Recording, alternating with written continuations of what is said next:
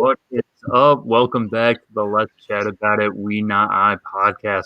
Wes Woodson, storyteller, author, friend, inspiration to many, entrepreneur, Babson grad. Wes Woodson, welcome to the show. Hi, man. Thank you so much for having me. I'm excited to be on your show.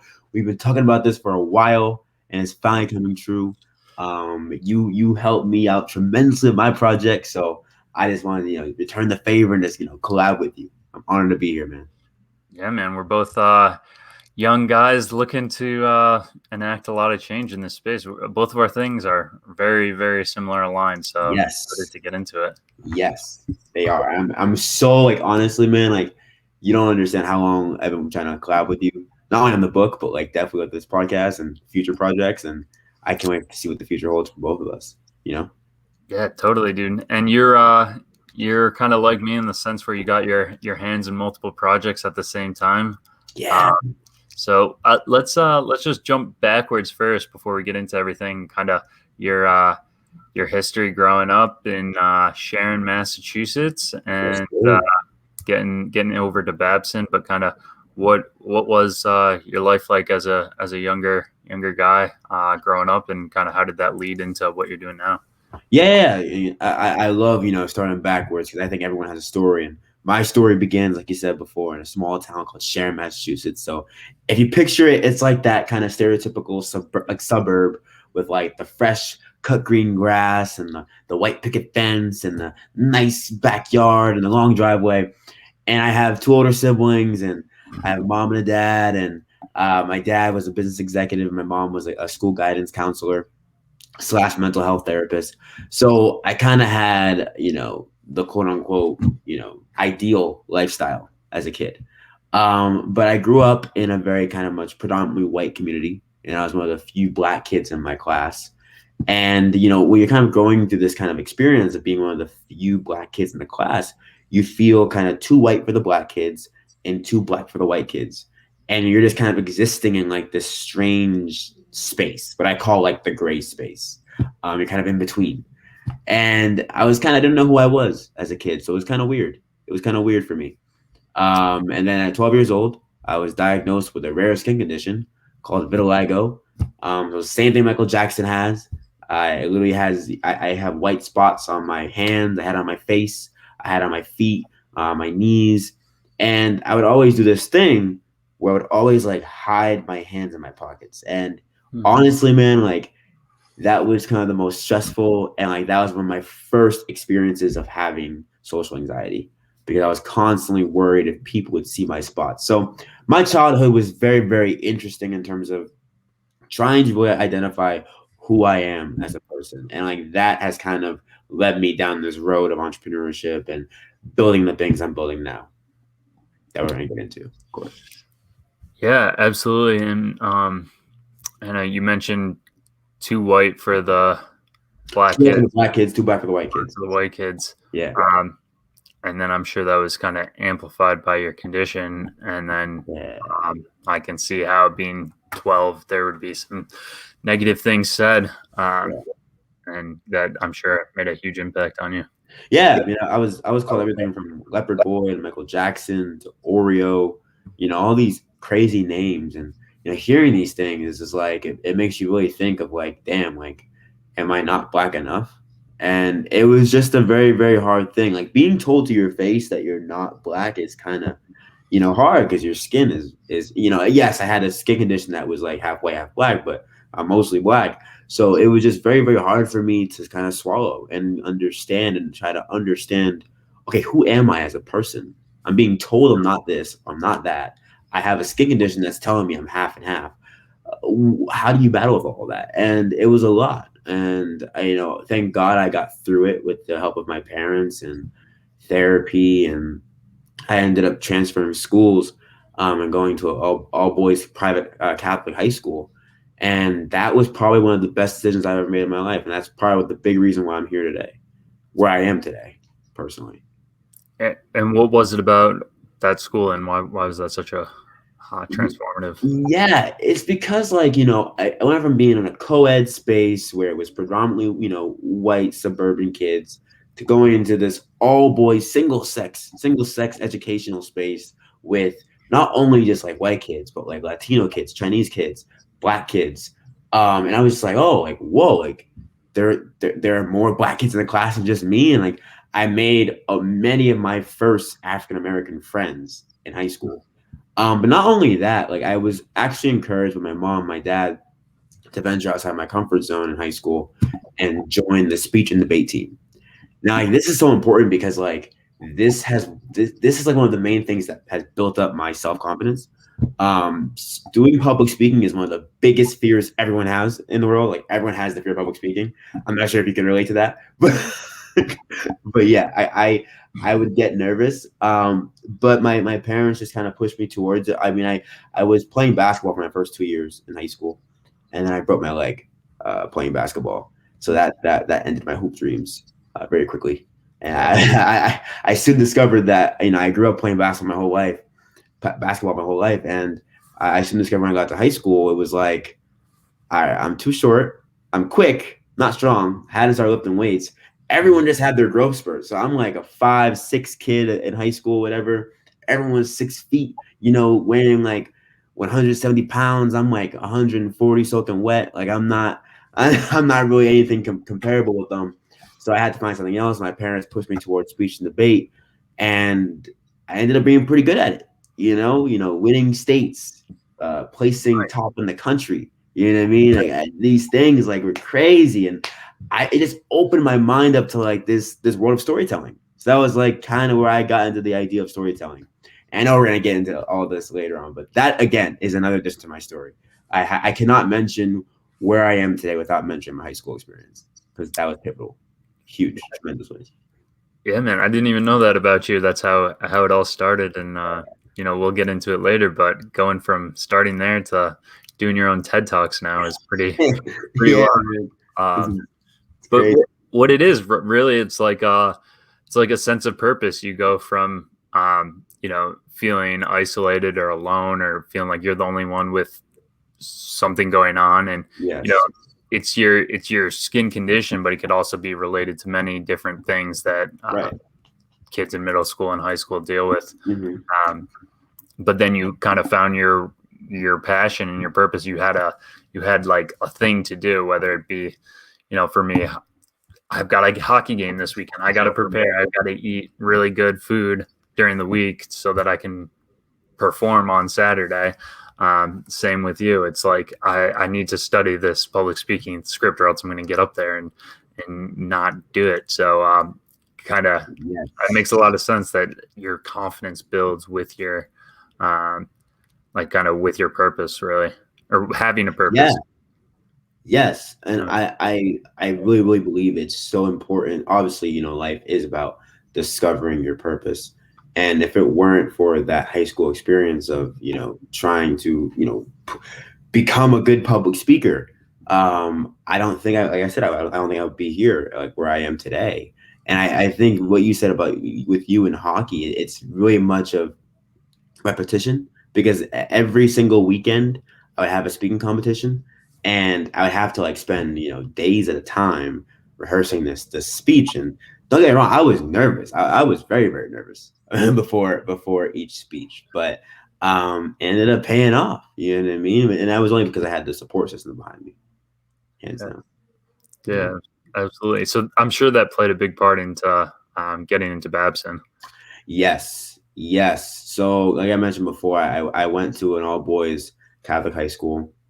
And by the time my senior year came around, like that, the whole applying to colleges, like that was a very much of a cool experience in itself. If you want to get into that, I want to get into like that real quick. That's another part of my story. I don't really talk about podcasts at all, so I'd love to give you the exclusive. Yeah, keep it going, dude. All this stuff is gonna help other people in their each individual ways, I think. So. Of course, I agree. So yeah, like I mentioned before, like I wasn't top of my class. I wasn't a National Honor Society scholar. I wasn't like that at all. And I was just a kid with this idea of, I liked entrepreneurship. I was very fascinated in the world of entrepreneurship. And personally, for me, like all the way back in 6th grade when I was struggling with being alone, I kind of had all these side hustles.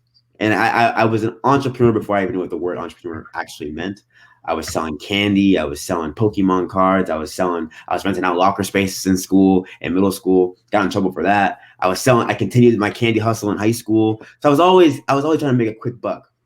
And when it came time to applying to colleges, I started watching, the show Shark Tank, and the word entrepreneur kept coming up, and I was, oh, like that's what I was doing in high school and middle school. You know what I mean? Like that's what I guess I'm an entrepreneur. So I was like, what schools can I go to for entrepreneurship? So I mentioned before, I'm on the speech and debate team. Now, this is where you and me, Garrison, we connect. The middle person that brings you and I together. I am literally flying to a speech competition in California, right? I am sitting on the airplane seat, and in the seat, there is a Babson magazine. I open the magazine, and this is the #1 school in the world for entrepreneurship. And I was like, all right, cool, like whatever. I want to go there, obviously, right? Yeah. So I close it, and I keep it in the back of my mind. I come home from the trip. I'm sitting at my dinner table watching the news with my mom. I'm from Boston, and literally a news story comes on the TV of a Babson student who has built his own business out of his dorm room. That is your older brother, or who's older, Hanson or you? I don't even know. I am, yeah, like 20 months or so. But Your younger brother, Hanson Grant, the founder of ThinkBoard. And I literally was like, after hearing his story, I was like, I have to go there. So I applied. I made a risky bet. I only applied to 5 colleges while my classmates were applying to like upwards of 10 and 20. And that year, my senior year of college or high school, they hired a college advisor to help seniors kind of like apply to college and help them navigate the college process. So I went to him and I was like, listen, like I want to apply to like all these filler schools, but my dream school is Babson College. I have to go to Babson because like it's the #1 school in the world for entrepreneurship. I'm an entrepreneur. I have to go there. There was no question. I have to. And he was like, let's check out your safety schools. And I was like, what do you mean safety schools? I want to go here. You know what I mean? So he was trying to deter me to other schools besides Babson. And if it weren't for my parents pushing me to apply to Babson, regardless of what the teachers were saying, I would have never applied. I would have listened. So that's also what I want to mention about the importance of a support system, because without that, I wouldn't have jumped off the deep end and literally just applied. I didn't have the support of my teachers and that college advisor at the time. So anyways, I applied to 5 schools. I got waitlisted at 1. I got rejected from 2. I got literally into another one. And then the last college I was going to hear from was Babson College. And it was crazy, bro. I was praying every single day. I was nervous the day the decision came out. I didn't want to open my laptop. It was virtual. Man, I was in a meeting with my teacher, and my mom called the school because she was like, no, like they come out today, you have to check your laptop. So she gets the secretary of the school to come track me down, pull me out of the meeting I was in, to go say, your mom says go take out your laptop and check your college decision. So I go in the guidance counselor's office, right? I open my laptop and I go on the portal and I got in. And I start crying, bro. I collapsed to the ground. I'm balled up like a baby. I'm like, what, 17 years old at that point, crying. Like, oh my gosh, man, it was nuts. And I got in. And without question, I was going to go. It didn't matter what it would take. And I actually got admitted into a special program through Babson. They call it the GAP program. So what they do is they encourage you to take your brother did it too. They take your first semester off and you come in the spring semester, and then you're caught up. You basically are, it's an accelerated version of college, I would say. Because you're basically still on par to graduate with your classmates in the same class you graduated high school with. And I did. And that was another, one of the best decisions I ever made, was to attend that school, because so many good things came out of it. So many good things. Yeah, no kidding. I mean, even just the people that I've met through Hanson, through the school, have been awesome. Yeah. I mean, being surrounded by that entrepreneurial spirit and everybody's moving and shaking over there. Everyone, man, everyone. I think like two of my classmates were on Shark Tank. It's nuts. Yeah, it's Nuts. crazy. Nuts. So you get into Babson, you're hyped, you take your first semester off, and Yes. then you're there. What was it that kind of set you over the edge to be like, all right, screw it, I'm starting this? Like, what was the I guess the final moment there you're like, all right, the hidden company is my thing. This is what I'm going to do. This is how I'm going to do it. And kind of how did that transpire? Well, it happened. It happened gradually, right? So, another part of me that is important to mention. When I was 13, I started a t-shirt company, and it was called Raw Threads. And for those who are listening who are supporters of me or been following the mission, the whole journey since day one, like they know exactly what I'm talking about. And Raw Threads was just like it was just such a simple idea, printing like graphics on t-shirts and selling them to my friends. No one bought any of them. I'm pretty sure I have like some of the old samples in my closet. I didn't really market it. But I really learned the idea of like, what it really means to have a mission behind what you're going to do. Like it shouldn't just be done to just make money, because like no one wants to support something like that anymore. And I kind of had that thought process going into Babson. But when I got to Babson, I didn't really know what I wanted to start. I knew I was an entrepreneur, but everyone around me was kind of applying and doing like, finance. And, when I was growing up, I was always watching those movies like Wolf of Wall Street, Street, you know what I mean? I was like, oh, I'm just going to go to Babson and become a stockbroker and open my own brokerage firm. Yeah. Took a finance class, took an accounting class, and realized I am not a numbers person, which is probably essential to being an accountant or a broker.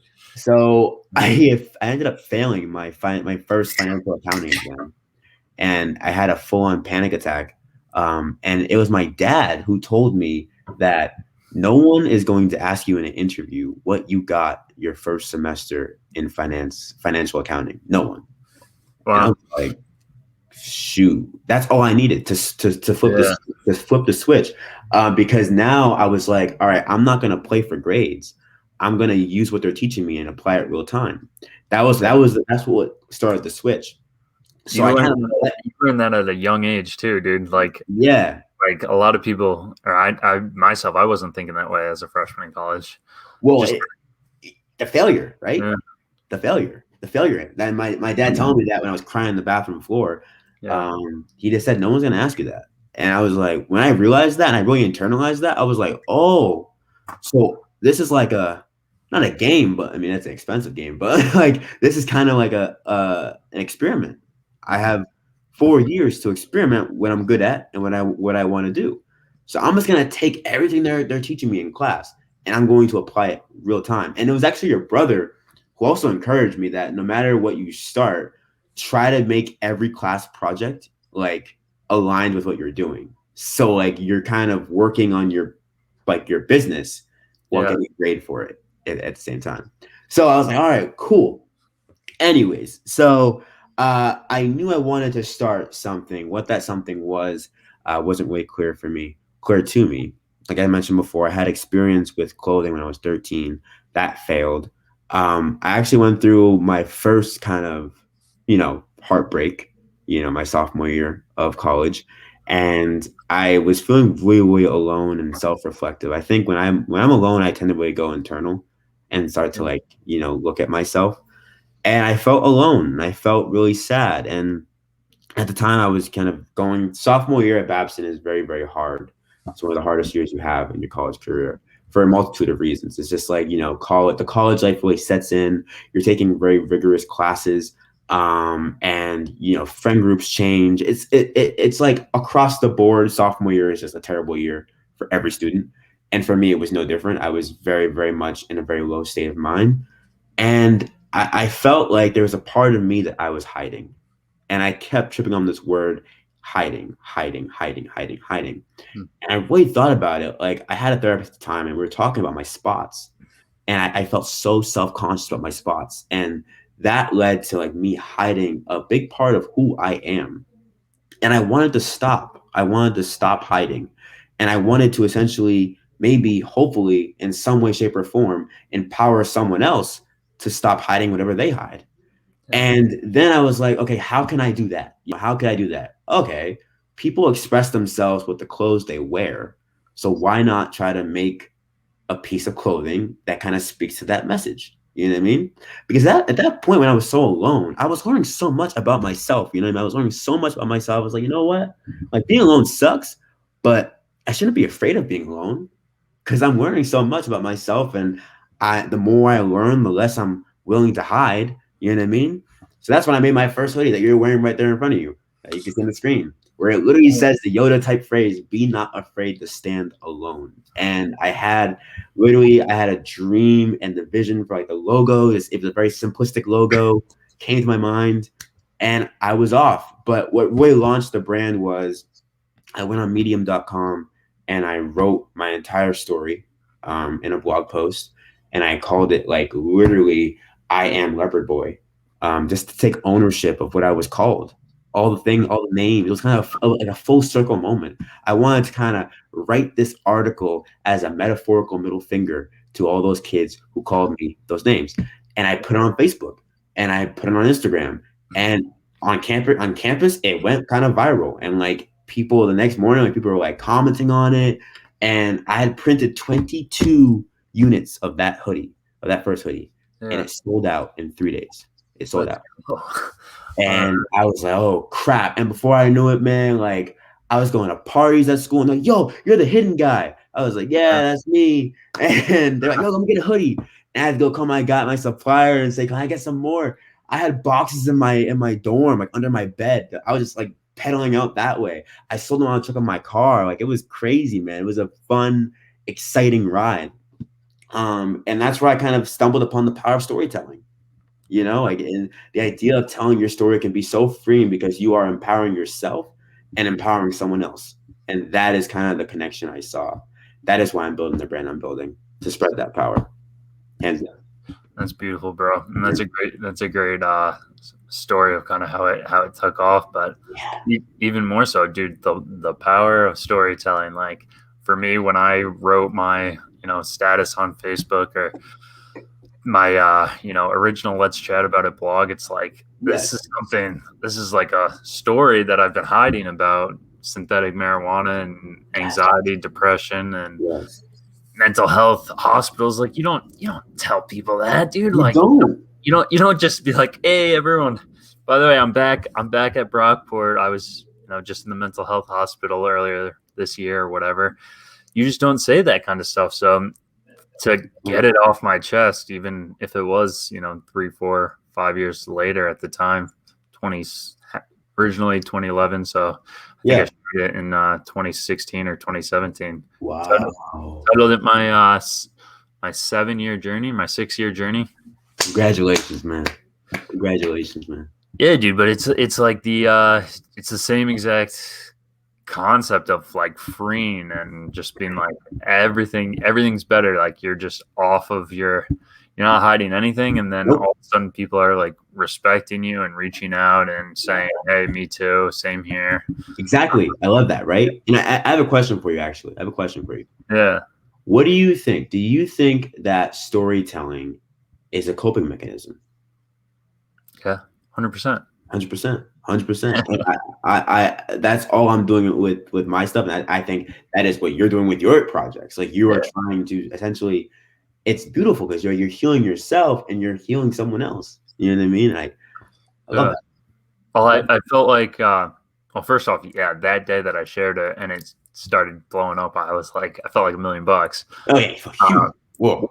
But also it's like, let's chat about it, the tech side of it, the online forum piece that I thought I was going to build originally, by pitching that at Siena Entrepreneurship, at the New York State Business Plan, all these competitions and accelerator programs, all that stuff. It's like every time I'm pitching it, I'm telling my story because I'm pitching a platform, but in the middle I'm saying, or in the beginning I'm saying why I'm doing this, right? And that why was me telling my story every time, and the repetition and doing it over and over, it just felt better. And then there'd be people coming up to me dude, I got a standing ovation at my hometown for the first time I spoke in Saratoga. Well, I love that, Yeah, man. it was sick, man, and just people coming up being like, "Hey, man, there's these two 40-year-old guys like in the parking lot when I was walking to my car, just came back over. They're like, "Hey, man, we know quite a few guys that also like wearing 4 winds in Saratoga. Like it happens." But like, as a 25-year-old, you look to a 40-year-old guy, like they might have it all figured out. They're walking to their nice car or whatever. And, Right. But yeah, I'm sure my experience was very similar to yours of people reaching out and kind of saying same here. Oh, hands down. And I think it's so interesting because when you tell your story, right, and you're able to make that connection, you find out that you're not alone. Both people, and both the person telling the story and the person hearing it, they realize you're not alone, and you realize you're not alone. Because I honestly believe that I was one of the few people ever. This is gonna sound so stupid. I actually thought I was one of the few people ever to have my skin disorder. But when I kind of talked about it openly, not only did I meet friends of mine, I met a friend who had the same skin pigmentation disorder as I did. I just didn't know it because he's white and I'm black, and it's more noticeable on me than him. Yeah. I met a girl whose mom has it, and I was just like, oh my gosh, it's making all these connections, and it is so rewarding, and it just makes it clear that what you're doing is for good, and I will always stand by the mission. I really don't care about profit margins or revenue. I really care about impact. All that stuff is secondary. I mean, of course, I am a business-minded person, right? Mm-hmm. But it's not my motivating factor with all my projects that I'm doing, and that's always been since day one. Yeah, man. And people can feel that, and that's genuine and sincere, and people gravitate towards that. Just from noticing and following you on social media, the way you tell your stories on Instagram stories, you're very, very natural to hold the camera up and just. Thank you. I got to do more of that, man. I love the idea of talking on camera, because us being in quarantine, you can't really be social too much. So trying to find all ways I can make that connection. You know what I mean, and tell more stories. I love that. Love that. So the hidden company. I'll flash a little bit more here. We've got all kinds of hoodies. Throwback. And it's a nice look. I appreciate that. Yeah, bro. But so people can get hoodies at thehidden.co. Yes. So actually, I'm sorry. Yes, I'm actually testing something very, very, very new. Actually, so I'm not sure when this episode will go live, but I would love it. I would love it if they actually would love to be a part of the movement, be a part of what I'm building. I would love to contact or talk to you one-on-one by texting this number. I'm going to give out my number. Can you do that? Yeah, I'll put it on the screen. Word. So it's 781-917-3554. All right. And that is how, I'm calling it the hidden hotline, but it's something cool I'm working on. I would love to get people involved by texting that number to join what we are building. It's going to be huge. We're going to be huge. Sneak peeks, exclusives, all that good stuff, and more. So that's for the hidden as well as your next project, which we're about to hopefully dive into. Yes. Nice, man. So again, follow at The Hidden Co on Facebook and Instagram for some fresh hoodies and other apparel. Fresh gear, and text that number too. Yeah. So that leads us into your newest venture and project, which I'm super grateful to be involved with, and even got a dedicated chapter, I think, in this. Mm-hmm. So we'll be collaborating and pushing that a little bit more when it releases. But tell our audience what the name of your book is, and what everything you got going on with a lot of cool things in the works. Yeah, and thank you so much for bringing it up. So I am releasing I'm so excited to say this. I'm releasing my first ever book this upcoming April. It's entitled "You Are Not Crazy. You're Just Anxious." Literally, the backbone of the story is it goes like this. You literally tend to, or I literally tend to hyper judge my own feelings. And I learned that the hard way. Literally a year ago, I had the biggest panic attack of my life. I didn't know what was going to happen next because honestly, it's mental health is something very, very hard to talk about. I've come to learn, both in my personal life. I have friends who suffer with many different mental disorders, and I just didn't know how to properly talk about it. But last year, when I had my biggest panic attack, it was because I was a victim of domestic violence. And when you go through something like that, and the best way I can describe my anxiety, and something I describe in the book, is I describe it like a volcano, right? And a volcano, it remains dormant for many years. But under the right conditions and the right time and the right weather, it gains enough pressure to erupt. And I had my biggest eruption last year. And when I had this eruption, I didn't really know what to do. I was in a very, very dark place, and like I mentioned before, I was hyper judging who I was and who I was. Like, why was I feeling this way? I didn't have a plan for hurting myself, but I didn't have a plan for like living either. And it was like this just weird, strange in between that I hated being inside of. And I ended up checking myself into a hospital. And, I've gone to therapy since I was 13 after my parents got divorced. And I've kind of been involved in the mental health field I guess, as a patient. But when I went to this hospital, you know what I mean? That was a very, very different experience for me because I didn't know you would go into the ER to kind of check yourself into a hospital. I don't know what I thought I would expect, but I wasn't expecting what I experienced next. When you go to the ER, you think I thought I was going to be sat down and asked a series of questions, but essentially, I was led down to this different hallway to a different wing of the ER, and I was stripped of all my valuables, and I had to put this Johnny on. I took all my clothes off and put this Johnny on. Yeah. I was put in this like this different room, which I don't think was a hospital room. That was more of like a cell, in my personal opinion. Yeah. Because the door was only accessible from the outside in, not the inside out.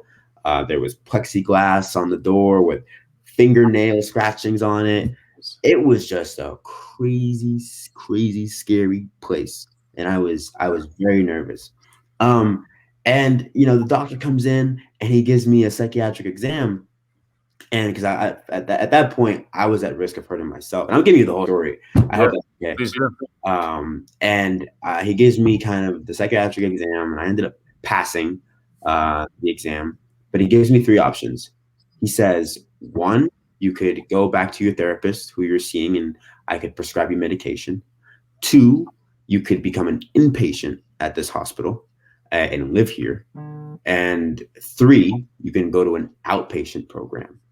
Now, I chose the third option because I wanted to essentially, the outpatient program is going to a mental health facility for 5 days a week, 9 hours a day, and working on your anxiety and then going home after. And I thought that would be the best option for me. So I chose that. And in this program, I'm surrounded by kids just like me who are anxious, depressed, bipolar, have eating disorders, who are, self-harming, all these things. And we're learning all these tips and tricks and secrets on how to deal with your anxiety. And the biggest secret I learned, well, before I even get to the secret that I learned, I was sitting there in the room, right? And I'm like, why do all of us have to go to the lowest point of our life to get access to this level of knowledge? Like, why? Like, that's a fundamental issue. Like, I have friends who are outside of this program who could easily use this stuff. You know what I mean? And the secret that I learned, and that's the secret that makes up this book, is, how you overcome anxiety or how you own anxiety is not by stopping worrying. Like, it's not by stopping and just like saying, okay, I don't want to worry anymore. Because then what you resist persists over and over again as you're familiar with yourself, right? Yeah. How you actually own your anxiety is by acknowledging it and trying to understand why you're worried in the first place. Because at the end of the day, you're not crazy. You're just anxious. And anxiety is a very natural feeling. But we fail to realize that. So I wanted to make a book that would spread the knowledge that I learned in the mental health facility. Because I believe that the more we talk about it, the less scary it becomes, the less of a stigma it becomes, and the more people we can help. So why not write a book about it? On top of that, I realized that I'm my generation or our generation, or are you a millennial or a Gen Z? I'm not sure what the cutoff is. I'm a millennial. Oh, yeah. I'm a Gen Z. Okay. I'm a Gen Z. Yeah.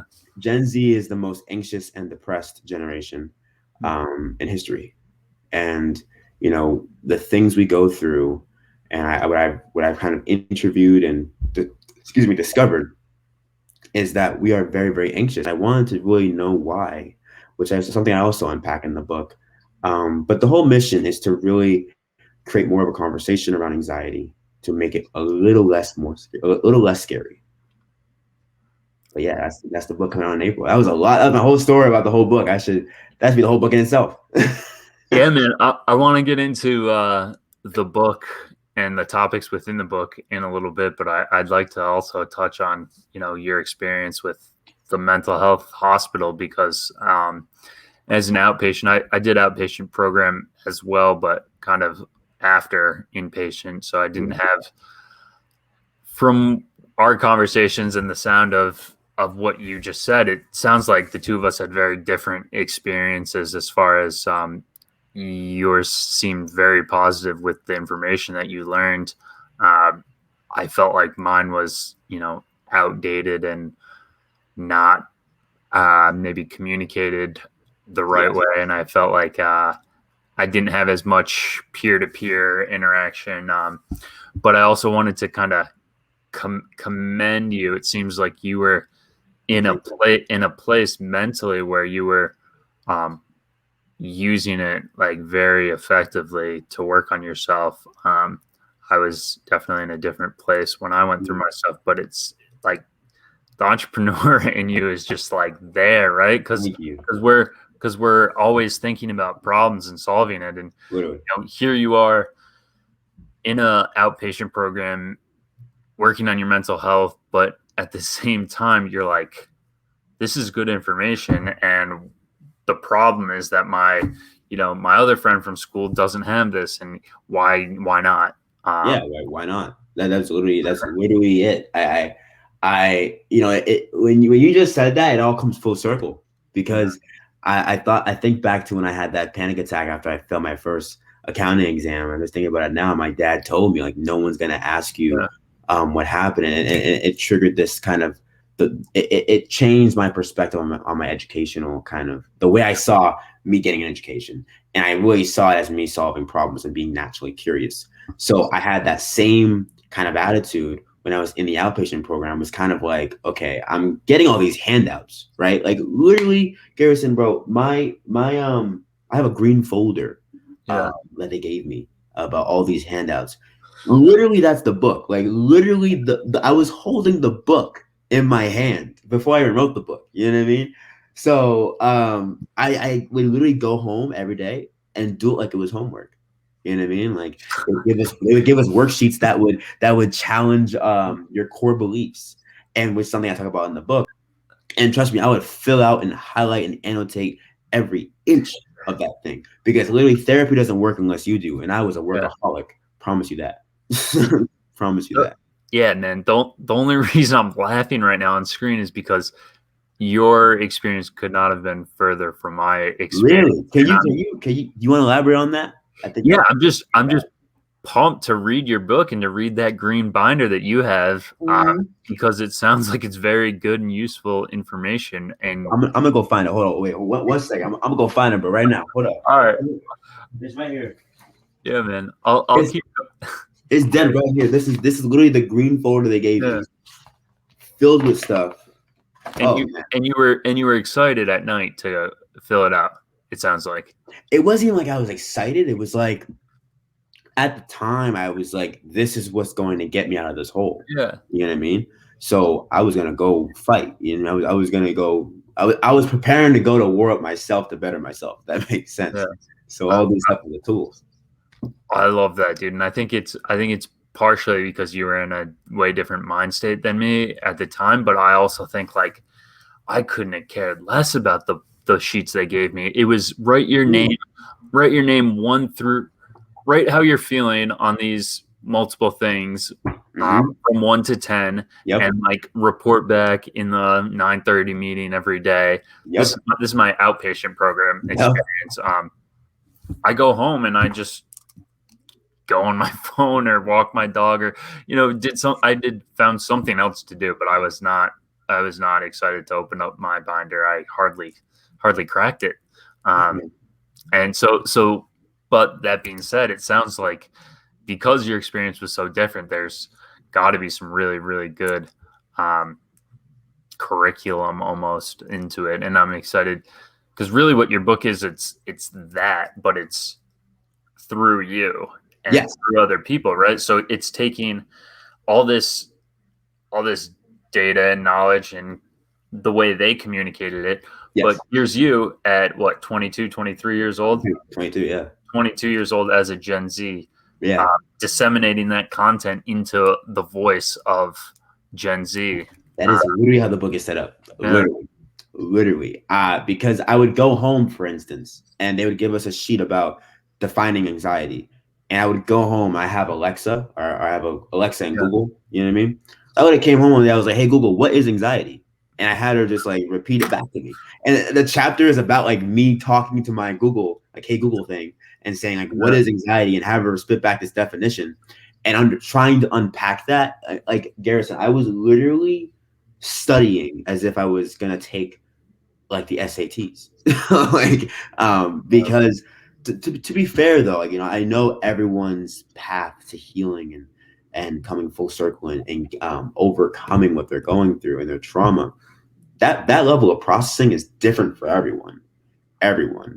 And I know for me personally, what made being in that program very hard was because I feel like I was getting out of a bad relationship. I thought I had a bad heartbreak, you know what I mean? But there were kids in there who were not only like coming to this program and then leaving and going back to the same stuff that put them in the program in the first place. And I was just like, oh man, I shouldn't be here at all. You know what I mean? I really should. I felt guilty, but really guilty being there. But everyone's trauma and pain is different. They're not comparable. And I believe, therapy is for everyone. And I think everyone should go to therapy at least once. It's a rewarding experience, but what kind of triggered, like I said, that mindset of studying and opening that thing up was I think deep down, more than I think about it, bro, I didn't want to stay there, I think you can relate to that too. Like you didn't want to stay there. I don't think I wouldn't want to go back. That's for sure. I did it out of fear of going back. And I was gonna do the work to pull me out of there, Yeah, whatever it takes. Whatever it takes. I think that was the dog mentality, I guess you can say, but the underdog mentality. Yeah. I mean, I love that. You said you feel guilty, but it's almost like you felt like not guilty of being there, but you just felt like you had to take that and give it to the rest of us that don't have like. Yeah, I would have rather read a book. To be honest, right? Like, literally, literally. I mean, I learned a whole lot through all of my all that whole experience. But dude, if you can, take that information and bring it forward to people, it's gonna be huge. Oh, I appreciate that, man. That's the main mission of it. And I know you wanted to get into the topics of the book. Right. I wanted to definitely dissect that. I definitely want to dissect that. Yeah. Nothing in this interview or any conversation we have is off limits. And I'll tell you the whole outline of the book right now. It does follow the trajectory of my personal story. The first page, you're thrown to the deep end of my story of like, what triggered the panic attack. And I wait, like the reader's gonna be like, yo, like what? Like this happened to you? Like what do you mean? I'm not gonna say what it is, but you'll read it when you read it. And then we kind of go through this kind of path of like, you know, me exploring what anxiety is and what it isn't. You know what I mean? Because obviously there's a large misconception out there that fear and worry are the same. They're not. They're really not. And I learned that in anxiety school. I call it in the book Anxiety School. I learned that they're two separate things. And once you kind of understand that, that's like the foundational kind of thing you need to start to understand to order to own it. You know what I mean? And then I kind of go through that one night where I didn't have a plan for kind of stopping these worrying thoughts or living either. So I called the suicide hotline. And that is a pivotal moment in the story because if I hadn't called that hotline, of course, you know, we could always say that, you know, I could have been in a very, very dark place. But that was my first instance of getting intensive help. You know what I mean? That was my first experience with CBT, like cognitive behavioral therapy, of like me kind of literally the lady on the other line told me to start writing how I was feeling, like write how like what thoughts and feelings are going through your mind right now. If you don't mind, could you literally walk us through the details of that phone call? Like, Of course, when you you just pick up your phone and you call. nah. So How does it work? yeah, so what happens was it was literally a night in February because I was panicking the hell out of my mind. I had all these crazy thoughts, so literally crazy thoughts at the time. Like, you know, I'm gonna go to jail, I'm gonna be arrested, my life is over. And it's like my anxiety had turned into paranoia, which turned into just like just straight self-hatred. And I was very, very in a dark place. So obviously, you know, I like hip hop music. Music is part of my toolbox. I use that to calm me down. And one of my favorite rappers is Logic. Logic came out with a song called 1-800. Now that was at the time one of my top 10 like most played songs on my phone. And I'm in like this mindset, and that's the only number I could think of in my head. And I decided to call the number like based off of the song. So I call, and you know, not to make this is kind of weird how it happens, but like they put you on hold for like a brief minute, put you on hold, and they connect you with a psychiatrist, a therapist, or a mental health. What do you call them? Crisis interventionist. Yes. But like essentially how it works is they connect you with a random person across the country. So they connected me with a lady named Janice. I never forget her name. And she was from down south. And I was like, oh my gosh, I'm on the phone with this random person who I had never known. She's like, what's your name? And I'm like, should I give her a fake name? Like, should I give her a fake name? But I was like, nah, I'll just tell her the truth. My name's Wes. And we started talking. I tell her like what happened and how I was going through this very traumatic breakup. And she's sitting there and she's listening to me. And just we ended up not even talking about like the incident at first, like or the violence at first. We ended up talking about my passions. Like we talked about the hidden. We talked about speaking. We kind of talked about much of the things we talk about in this interview right now. I talked to her about. So she asked you first. She asked me first.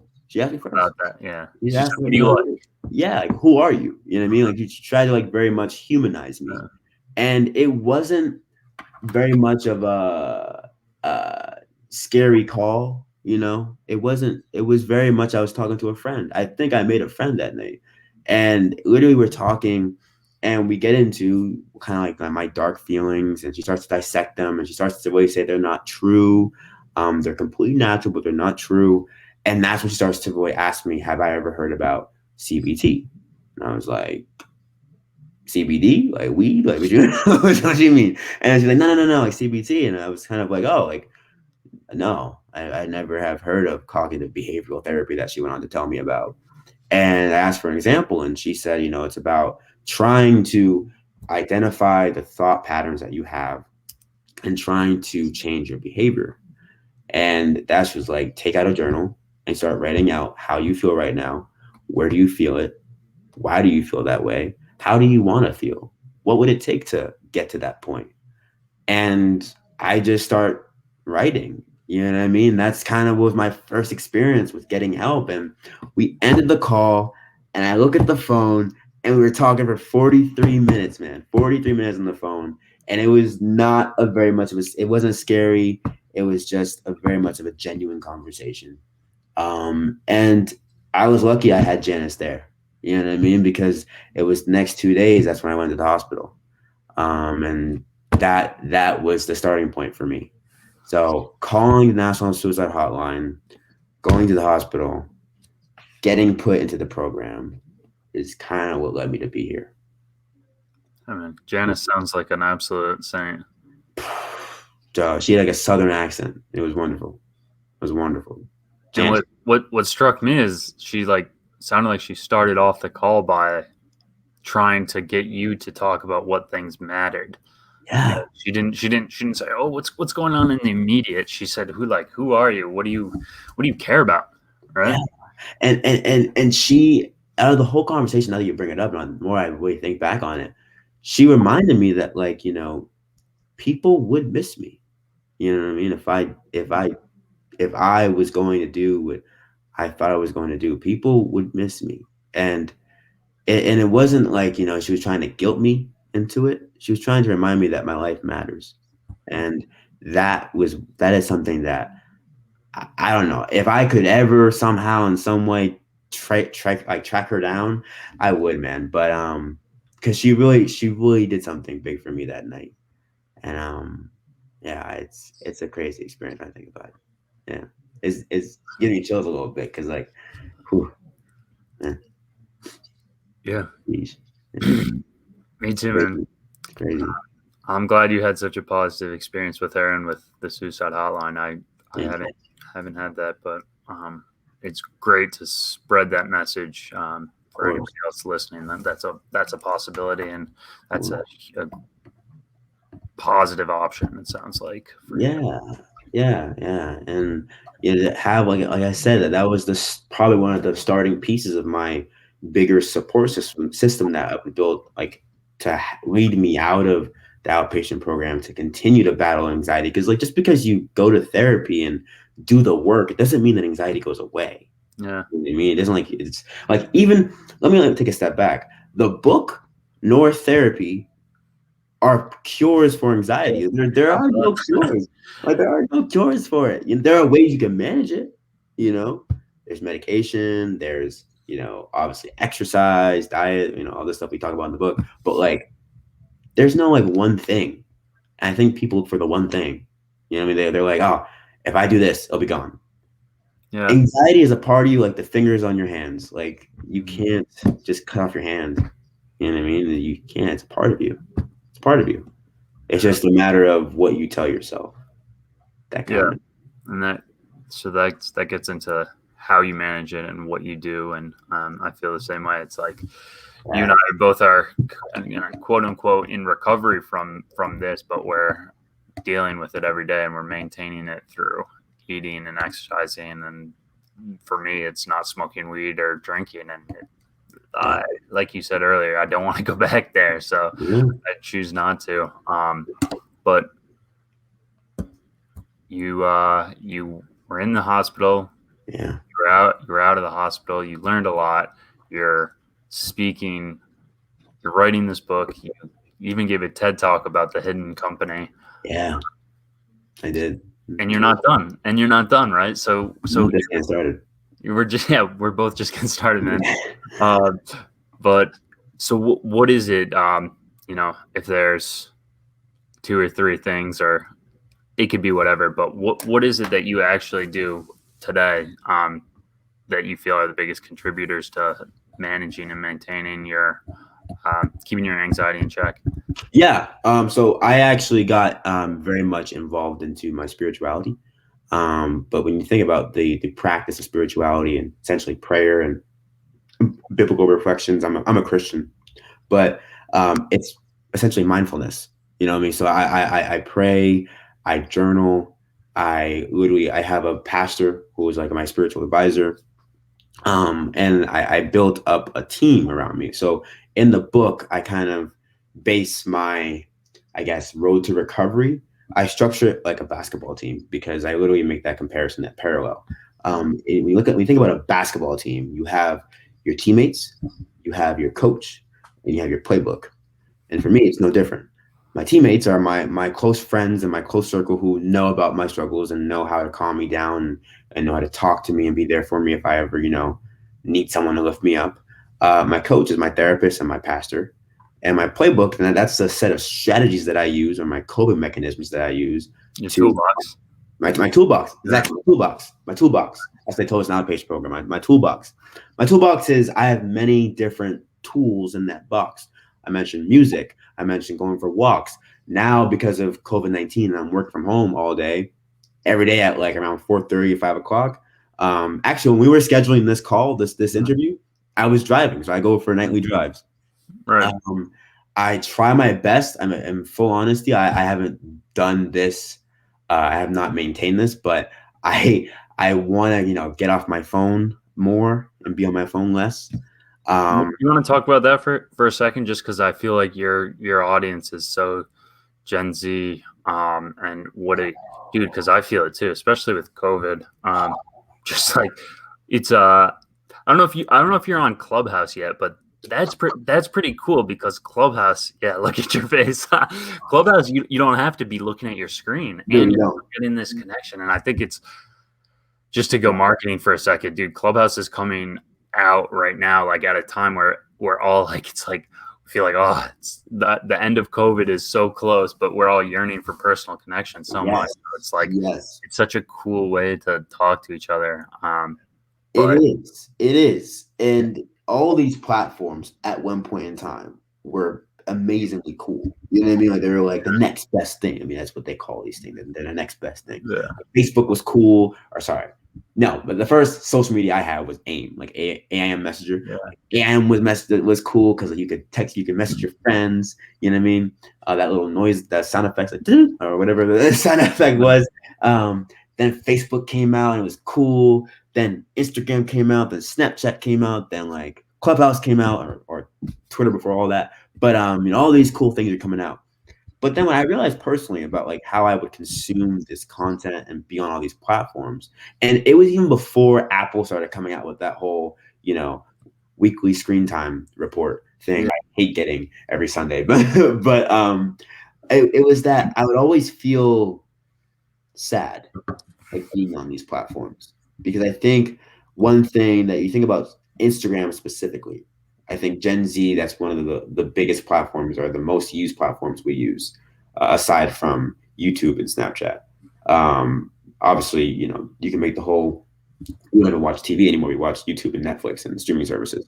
We don't watch TV anymore. But with Instagram, it's very interesting because, you get into hyper comparison, even subconsciously. And you think about the level of likes you're trying to get, or the filters and like all this stuff of like you're trying to basically vicariously live through other people and then vicariously compare yourself to other people. It's just a very toxic environment that leads to more anxiety. And there have been days when even in quarantine and during this pandemic, I have sat on my phone for probably like 5 to 6 hours at a time, just scrolling. And at some point you can't help it unless you take the action, kind of like the big reaction to it is deleting the apps and taking a break and a detox. And I took the whole month of August. I just deleted all social media and went off the grid for a second. And I would love to do that again because I think it's so important to hit reset. So I think trying to get off social media as much as you can is vital. I think it's so important to your road to recovery. I also think that I read a quote one day that said like, no text, email, or social media until after lunch. That I would love that. I would love that. Like that's huge. Yeah, I mean it's hard for me in marketing and you. It's like it's no, but I'm trying to figure out it myself because I find myself in the same situation where I'm just on my phone too much or on all different types of social media. But it's almost like scheduling it out or trying to do better at like those hours where I'm like just blocked off and getting rid of the notifications and all that. But turn off all notifications. I did that. Turn off all notifications. My girlfriend I'm dating now, she knows that like not to bother me sometimes. Like I'll just be like, I'm working, I'm writing, or I'm doing this podcast interview, for instance. Like she's like, all right, cool, like have fun. So it's also like that's why I keep going back to that support system of like you need that those people around you who understand what's good and what's not good for you. Yeah. Trust me, I've had to cut people off who weren't able to, be that for me. And it was sad, but again, I'm trying to, be mentally healthy. And a part of being mentally well is making those sacrifices. And cutting off people who aren't really good for you or things that aren't good for you. Like a thing that's not good for me is not waking up at 5:30 in the morning. That's gonna sound crazy. It's gonna sound wild. That's gonna sound extreme. But I wake up at like 4:45, 5 a.m. because that's like a big part they taught us in the outpatient program was to establish a routine. And the routine is obviously waking up at that time, making your bed, exercising, and going about your day. But that's how I get going. So it's almost my bedtime too. Yeah. And then routines incredibly important. But last just wrapping up here, man, this has been an incredible hour. Doesn't even feel like an hour. I can go for more hours. I know. Yeah, man. I think we touched on a lot of cool stuff that's going to be helpful for a lot of people, whether it be even the parents of Gen Z or anyone who's dealt with anxiety can hopefully relate or know that you're not alone. I mean, that's kind of the underlying theme of this podcast series for me. It's like we, not I. Like we're in it together. Yes.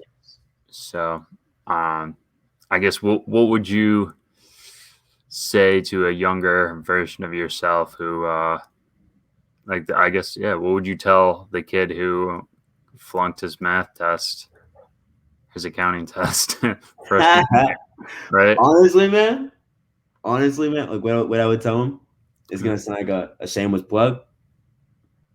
You're not crazy. You're just anxious. And I literally the reason why for that title was because I think we ourselves and plus the outside world due to the stigma, we tell ourselves and we tell other people who are just anxious that they're crazy for having these natural feelings. And you don't understand what that does to someone. You know what I mean? Because when the public stigma moves into the self stigma, it's the self stigma that prevents us from getting help. And I talk about that in the book too, that we stigmatize ourselves. And it's that negative dialogue that's in our mind of saying like, you're crazy, you're worthless, you're ugly. Like I had a friend ask me, he was like, would you ever go up to a complete stranger or a friend and say, you're ugly, fat, worthless, dumb, stupid. What are you doing? Are you an idiot? No, that's rude. Who would do that? So why we do it to ourselves? Well, damn. Why do I tell myself I'm crazy for having the natural human emotion? Yeah. Anxiety is our protection mechanism that we fail to realize is there to protect us. And it's like we tell ourselves we're crazy for having these feelings, but we're not. We're just anxious. You just touched on something really, really there. It's like our emotions are just part of us. And, I'm just curious to ask, like, if you felt any difference being on medication or if you have taken medication, because I know firsthand for me, it's like I just felt like a completely different person and didn't feel those emotions to the stuff that I remember used to. It's like, why, if you really take a step back and think about it like conceptually, why are you going to take why are we sometimes using medications to damper our feelings when the best situation could be to learn about your emotions and use those tools and use that toolbox. I'm not saying medication's not for anyone or whatever. Right. I think there's definitely matters on the person, but like there can totally be times where it's like you just Yeah, and I think you and I have the same perspective on medication. I want to piggyback with what you just said and echo what you just said about medication, you know, is necessary for some people. You know what I mean? It can work wonders for some people. Yeah. Just for me personally, I think you can relate to this too. For me personally, maybe this is like the entrepreneur in me. Hold on, can you hear me okay? Yeah. Yeah, you're good. Okay. Yeah. Maybe this is the entrepreneur in me. But I didn't want to depend on something to make me feel a natural feeling. Yeah. Oop. Can you hear me? Yeah. Yeah. Yeah. It's better now. Glitched out for a second Right. there. All right, glitched out. No, you're good. You're talking about not wanting to depend on something else to make you feel a certain way. Yeah, And I I think, didn't want to depend on that. yeah, that relates also to, I guess, me with marijuana or something else. It's like you don't sometimes. Yeah, I was in a place when I was younger where I would just kind of smoke to feel normal, or I would have to depend on that. I guess if that makes sense, it's like Yeah. now I wake up on me. I'm Garrison.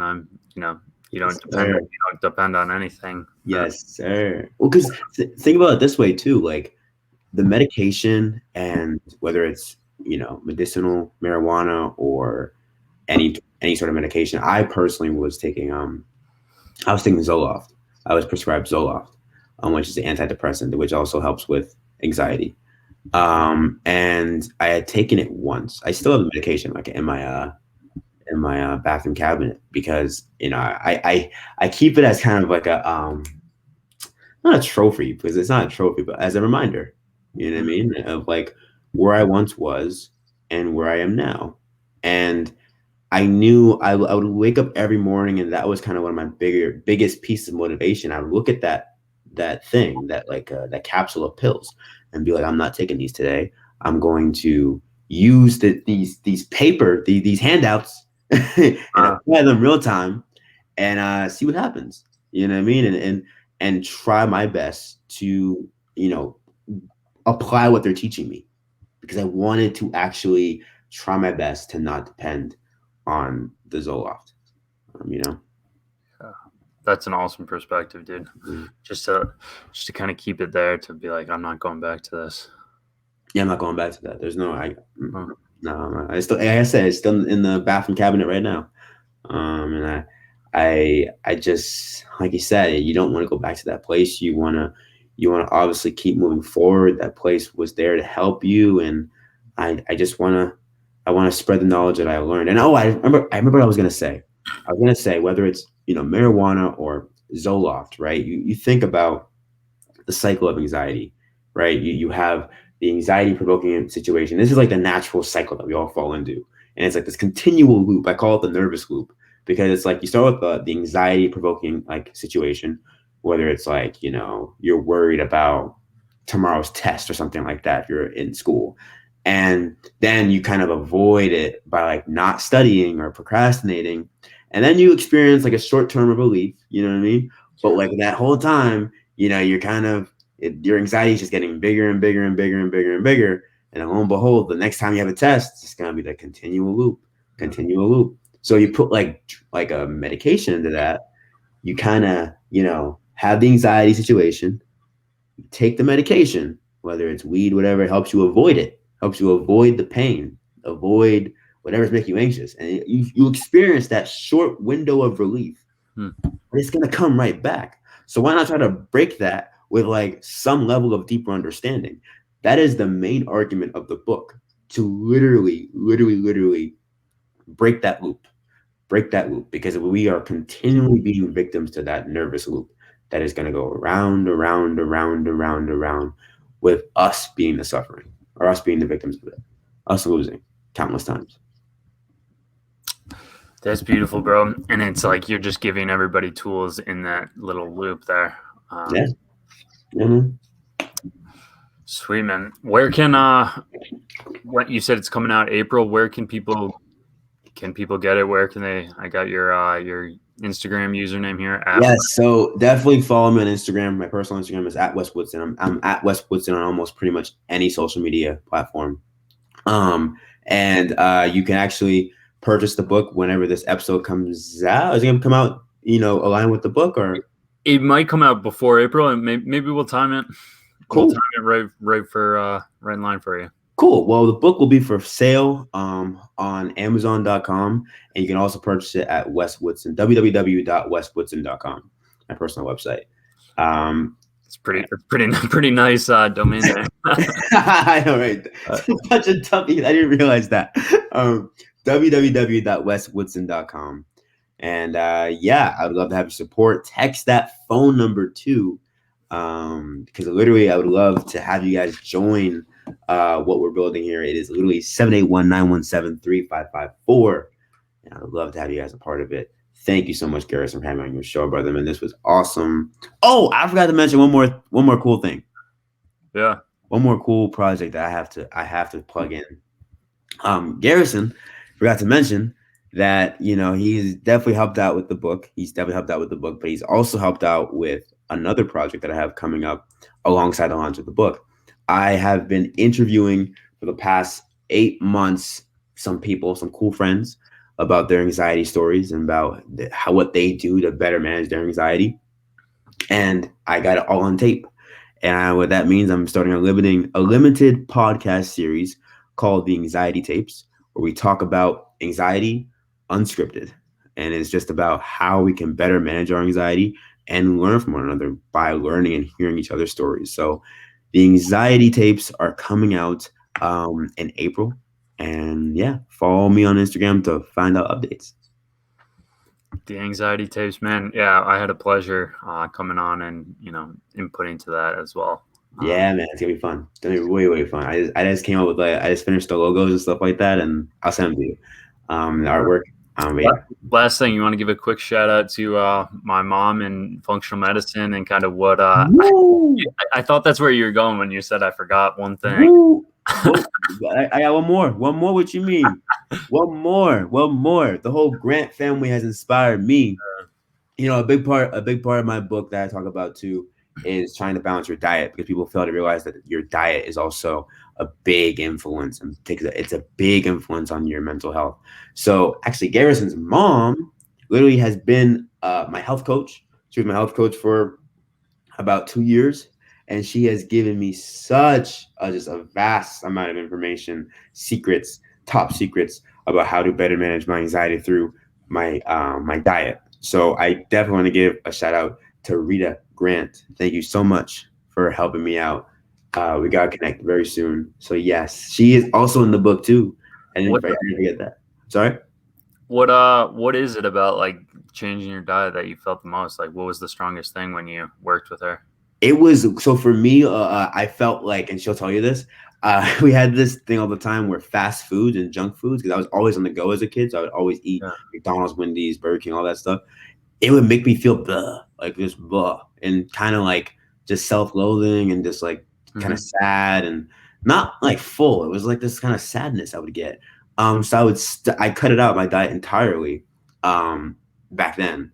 Now I'm kind of like once or twice maybe.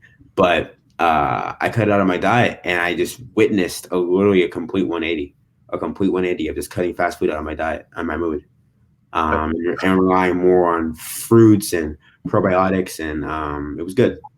It was really good. Nice, man. Well, I'm sure we could keep talking forever. We got a lot of good stuff, and I'm sure it won't be the last time we get together. But not. Thank you, Wes Woodson. It's Woodson. Yes, sir. On the Hidden Co. You're not crazy. You're just anxious. You're a mover and shaker, my friend. You're 23 years old, and you're an inspiration to myself as well. So thank you, brother, man. So are you. It was actually, man, your article and your work with Let's Chat About It definitely has inspired me more than you know. So just know that I'm watching. I'm still observing, man. Thanks, buddy. You everybody else have a great night, and remember, we not I. You're not alone. So shout out Wes, shout out everybody, and cheers to Janice too. Maybe Yes. maybe she'll hear this someday. Hopefully, fingers crossed. Later. Bye.